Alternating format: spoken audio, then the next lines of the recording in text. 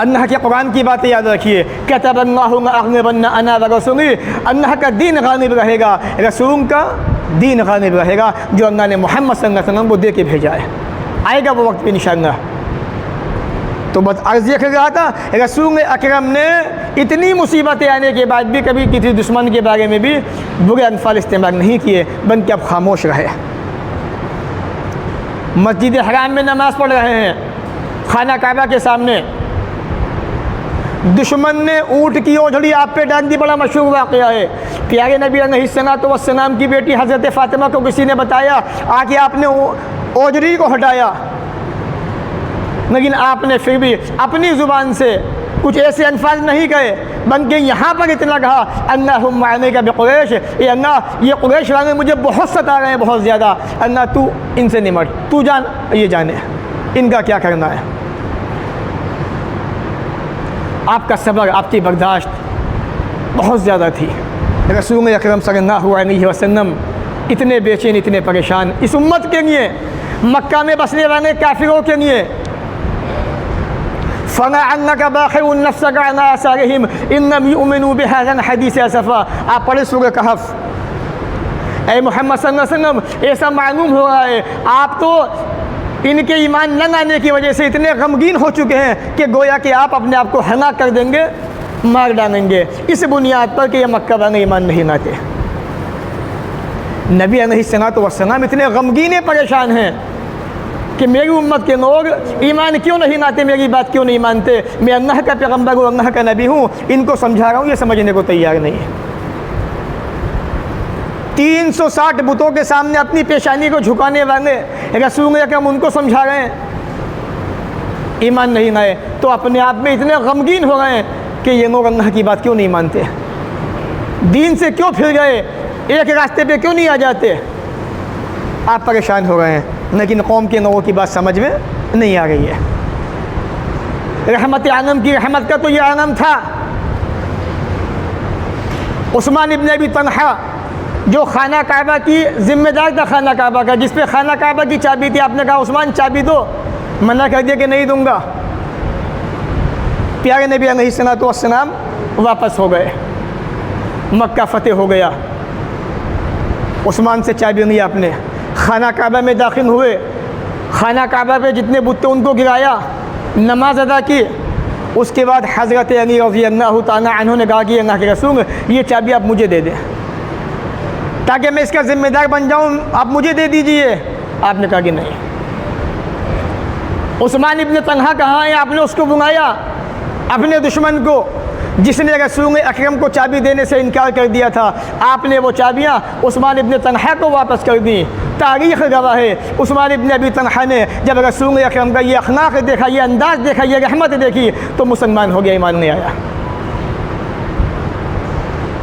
जिस रसूल की रहमत का ये आलम हो, चाहते तो ज़रा सी देर में एक इशारा रसूल अकरम का, सहाबा और हज़रत उमर जैसे सहाबी एक बार में गर्दन रखना चाहते तो, लेकिन नहीं, आपने कहा कि नहीं, हज़रत अली, अल्लाह के नबी चाबी मुझे दे दीजिए। आप कहा कि नहीं, उस्मान इब्न तलहा इसका ज़िम्मेदार है, इसका हक़दार है, चाबी उसी को दी जाएगी।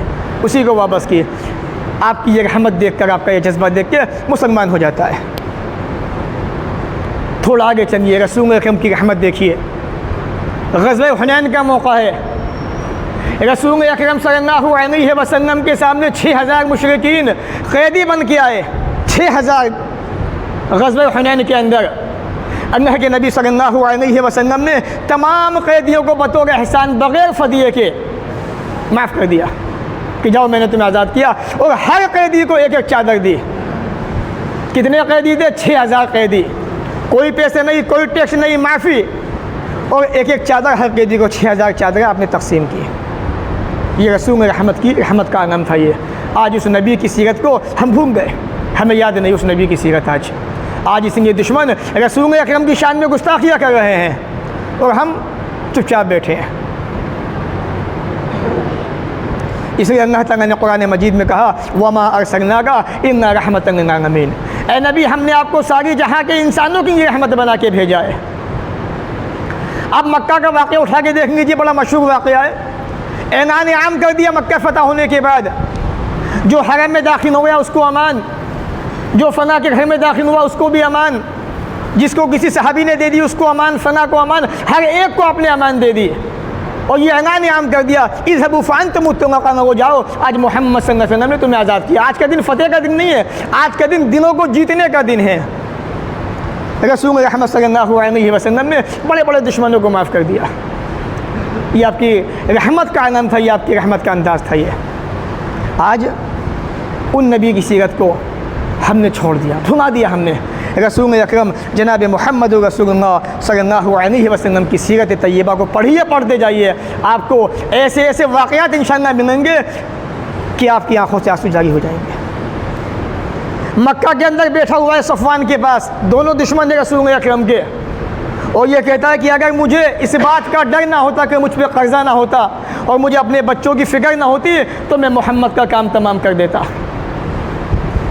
सफ़वान ने कहा, मैं ज़िम्मेदार हूँ तुम्हारे बच्चों का, जाओ मोहम्मद का ख़ात्मा कर दो। मदीने में जाके सल्लल्लाहु अलैहि वसल्लम तलवार उठाई और तलवार पे जहर लगाया, चंद दिया रसूल अकरम सल्लल्लाहु अलैहि वसल्लम को क़त्ल करने के लिए साहबा ने गिरफ़्तार कर लिया।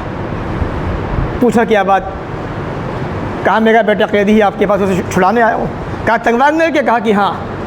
गुफ्तगू हुई, रसूल अकरम ने फरमाया कि तुम्हारी और सफ़वान की फ़ना बातचीत हुई है, अल्लाह ने वही के ज़रिए बताया। कहा कि हाँ आपने सही फरमाया, बिल्कुल आपकी बात सही है, ऐसे ही हमारी बातचीत हुई है। आपने उसको माफ़ कर दिया, उसको भी। दुश्मन आपको कत्ल करने घर पे आए आपके पास, आपने गिरफ़्तार भी किया उसको, लेकिन फिर भी आपने बतौर एहसान को उसको माफ़ कर दिया, उसको उफ़ तक नहीं कहा। मुसैलमा कज़्ज़ाब जिसने नबी होने का दावा किया, उसके कहने पे यमामा का गवर्नर सुमामा इब्ने उसाद रज़ियल्लाहु तआला अन्हु, जो भी मुसलमान नहीं हुए थे, रसूल अकरम सल्लल्लाहु अलैहि वसल्लम को कत्ल के इरादे से निकले सहाबा ने उनको भी गिरफ़्तार किया। 3 दिन तक मस्जिद नबी के सुतून से बांध दिया। रसूल अकरम की गुफ्तगू होती रही, बातचीत होती रही, सुमामा ने बात नहीं मानी। कहा कि अगर आज़ाद कर दोगे तो एहसान आपका, कत्ल करोगे तो एक मुजरिम को कत्ल करोगे आप। रसूल अकरम सल्लल्लाहु अलैहि वसल्लम ने उसको भी माफ़ कर दिया और आज़ाद कर दिया, रिहा कर दिया। सुमामा ने रसूल अकरम का ये अंदाज़ देखा, ये सीरत देखी, ये अखलाक देखा तो फ़ौरन गुस्ल किया और रसूल अकरम के पास आए वापस और कलमा शहादत का इक़रार किया, मुसलमान हो गए। ये अल्लाह के रसूल की रहमत थी कि दुश्मन भी आपके हो गए, आपके बन गए। अल्लाह ने कहा है ना, तुम्हारा सीरत, तुम्हारा किरदार अच्छा हो तो कान्नहु वलियुन हमीम, गोया कि तुम्हारा जो दुश्मन है वो भी तुम्हारा जिगरी दोस्त बन सकता है। लेकिन तुम्हें रसूल की सीरत को अपनाना होगा, उसको पढ़ना होगा, उसको समाज के अंदर फैलाना होगा। लोग अपनी गंदी तालीमों को फैला रहे हैं, गलत तालीमों को, गलत नज़रियात कायम कर रहे हैं लोगों के अंदर, और हम सही बात को लोगों को बताने को तैयार नहीं। रसूल अकरम सल्लल्लाहु अलैहि वसल्लम मक्का के अंदर 13 साल रहे। मुफस्सिरीन लिखते हैं, मुअर्रिखीन, कि इस 13 साल ज़िंदगी के अंदर मक्का में तकरीबन 300 लोग मुसलमान थे। 13 साल के अंदर कितने मुसलमान? 300 मक्का के अंदर। रसूल अकरम मक्का से मदीना पहुँचे, 2 साल के बाद जंग बदर हुई, यानी मक्का से मदीना आने के बाद 2 साल के अंदर कितने मुसलमानों में इजाफा हुआ? 13 मुसलमान, 313 थे जंग बदर के अंदर। अगर इस्लाम तलवार के ज़ोर से फैला होता तो तमाम के तमाम कबीले मुसलमान हो चुके होते। ऐसा नहीं है। रसूल अकरम ने कभी किसी पे ज़बरदस्ती नहीं की, कभी किसी को सताया नहीं, परेशान नहीं किया। इसके बाद 3रे साल मदनी दौर के अंदर जंग उहद हुई, मुसलमानों की तादाद 700, तकरीबन 400 आदमी के अंदर इजाफा हुआ 1 साल के बाद। फिर 2 साल के बाद मदीने का 5वां साल मदनी दौर, जंग अहज़ाब हुई। जंग अहज़ाब के अंदर मुसलमानों की तादाद 1000। आप ज़रा अंदाज़ा कीजिएगा, मुआयना कीजिएगा, देखिए अगर इस्लाम तलवार के ज़ोर से फैला होता तो इस तादाद में इतनी कमी नहीं होती, बल्कि एक लंबी तादाद मुसलमानों की मौजूद होती तलवार के ज़रिए से। लेकिन रसूल रहमत सल्लल्लाहु अलैहि वसल्लम ने कभी किसी को ज़बरदस्ती इस्लाम कबूल करने में मजबूर नहीं किया। अगर होता तो सही बुखारी का वो वाक़या, अल्लाह के नबी सल्लल्लाहु अलैहि वसल्लम जंग से वापसी पर एक दरख्त के नीचे सो गए, तलवार दरख्त पर लटका दी, दुश्मन ने आके तलवार को उठा लिया और कहा मोहम्मद बता तुझे कौन बचाएगा? आपने कहा कि मुझे अल्लाह बचाएगा। इतना कहना था, तलवार हाथ से छूट गई, नबी ने उठा ली। नबी ने कहा अब तू बता तुझे कौन बचाएगा? कांपने लगा। रसूल अकरम ने कहा क्या मैंने तुझे माफ़ किया। चाहते तो एक बार में गर्दन तन से जुदा, लेकिन आपने कभी किसी को मारा नहीं, सताया नहीं। आज उस नबी की सीरत को हमें इन लोगों को बताने की ज़रूरत है। छठा साल आया हुदैबिया का मदनी दौर, 1400 सहाबा, 1400 मुसलमान, यानी मक्का से आए हुए 6 साल हो चुके मदीना के अंदर। अभी कितने इजाफा हुआ? सिर्फ 1100 मुसलमानों का इजाफा हुआ है सिर्फ, बस 6 साल के अंदर।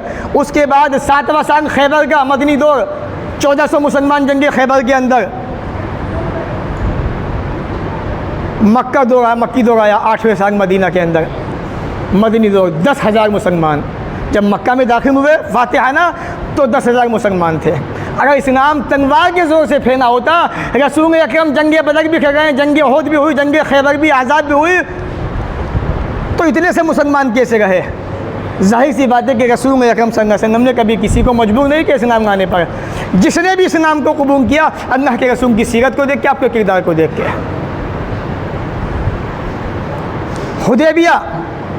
हुदैबिया वाला जो सान थे, जो सुलह हुदैबिया हुई थी, उसके बाद इन लोगों में एक जज्बा पैदा हुआ, जो मुआहिदा हुआ था अल्लाह के नबी और कुफ़ार मक्का के बीच में, उस मुआहिदे से रास्ते खुलते गए। इन लोगों ने रसूल अकरम के अखलाक को देखा, किरदार को देखा, तो जो कदर जो इस्लाम लाना शुरू कर दिया।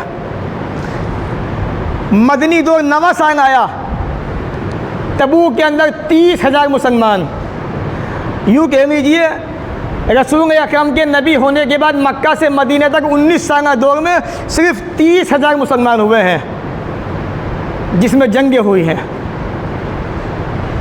उसके बाद रसूल अकरम सल्लल्लाहु अलैहि वसल्लम हज की तैयारी करते हैं।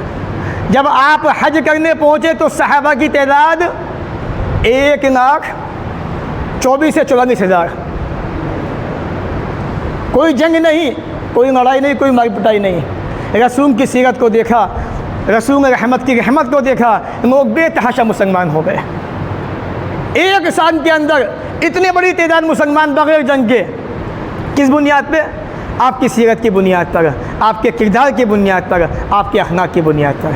इसलिए रसूल की सीरत को अपनाइए, रसूल की सीरत को आम कीजिए। रसूल अकरम के जो अखलाक थे, उन्हीं अखलाक को अपनाकर गैरों को इस्लाम की पहचान करवाइए। आज लोग ये कहते हैं मुसलमान इतने घटिया, मुसलमान ऐसे, मुसलमान वैसे हैं। इस्लाम की शबी को, चेहरे को बदनाम न करो, बिगाड़ो मत। हमारी बुनियाद पर लोग इस्लाम पे एतराज़ करते हैं, उंगलियां उठाते हैं। अपनी सीरत, अपना किरदार अच्छा बनाइए और कम से कम 5 वक्त मस्जिद के अंदर अपनी पेशानी को झुकाइए। कितनी मरतबा आपको समझाता हूँ, मैं कहता भी हूँ, लेकिन मुसलमानों तुम्हारी बात समझ में नहीं आती। मुझे तो अफसोस ये होता है कि पता नहीं आपको हो क्या गया है। जानबूझ के ऐसा करते हो कि मानना नहीं चाहते या मानने को तैयार नहीं, या किस चीज़ के इंतज़ार में हो कि अल्लाह ताला अपना अज़ाब तुम पे नाज़िल कर दे, क्या चाहते हो? हर मोहल्ले के अंदर मस्जिद मौजूद है, 3-3, 4-4 मस्जिदें मौजूद हैं। ये पेशानी फिर भी अल्लाह के सामने झुकने को तैयार नहीं। मस्जिद नबी अकेली थी, इक्का दुक्का मस्जिद थी। सहाबा इकराम जो है मीलों से चंद के मस्जिद नबी के अंदर नमाज़ पढ़ने आते थे। अब्दुल्ला इब्न उम्मे मक्तूम रज़ी अल्लाह तआला नाबीना सहाबी हैं, इतनी दूर से मस्जिद नबी के अंदर नमाज़ पढ़ने आ रहे हैं। मसला पूछा, मना कर दिया कि नहीं, अंधे हो तो क्या हुआ, मस्जिद में तो आना पड़ेगा नमाज़ पढ़ने के लिए। हट्टे कट्टे सारे मुसलमान हैं, जुमा को हाजिरी दे के समझते हैं बड़े अच्छे मुसलमान हैं हम। मुजरिम हो आप, अल्लाह को धोखा दे रहे हो, बल्कि अपने आप को धोखा दे रहे हो, अल्लाह को क्या धोखा दोगे? भाई जाहिर सी बात है, इसका मतलब ये हुआ कि आपके नज़दीक जुमा की नमाज़ मस्जिद में पढ़ना ज़रूरी है, बाकी नमाज़ें नहीं। इसका मतलब ये है कि आप कुरान के एक चीज़ को मानना है, एक चीज़ को नहीं मानना है। आप यहूदियत आपके अंदर आ गई, बुरा मत मानिएगा, यहूदियत आपके अंदर आ गई। यहूदियों की आदत ये थी कि एक चीज़ को मानते थे, एक चीज़ को नहीं मानते थे। इसलिए जिस तरह आप जुमा की नमाज़ को मस्जिद में पढ़ना लाजमी समझते हैं, ज़रूरी समझते हैं, इसी तरीके से 5 नमाज़ों को मस्जिद में पढ़ना लाजमी समझिए।